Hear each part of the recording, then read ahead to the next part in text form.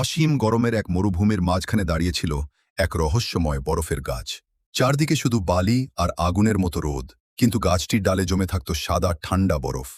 মানুষ বিশ্বাস করত এই গাছের মধ্যে লুকিয়ে আছে জাদু। একদিন একটি সাদা কবুতর পথ হারিয়ে সেই মরুভূমিতে এসে পড়ে। তৃষ্ণায় তার ডানা শুকিয়ে যাচ্ছিল, চোখে আর উড়ার শক্তি ছিল না। ঠিক তখন দূরে চকচকে বরফের গাছটি তার চোখে পড়ে। কবুতরটি ধীরে ধীরে উড়ে গিয়ে গাছের ডালে বসে। গাছের বরফ গলে ছোট ছোট পানির ফোঁটা নিচে পড়তে থাকে। কবুতর সেই পানি খেয়ে আবার শক্তি ফিরে পায়। হঠাৎ মরুভূমিতে ভয়ঙ্কর বালুঝড় শুরু হয়। চারদিক অন্ধকার হয়ে যায়। কবুতরটি ভয়ে গাছের ডালের ভিতরে লুকিয়ে পড়ে। বরফের গাছটি যেন তাকে নিজের সন্তানের মতো রক্ষা করছিল। কিছুক্ষণ পর ঝড় থেমে যায়। আকাশে রঙিন রংধনু দেখা দেয়।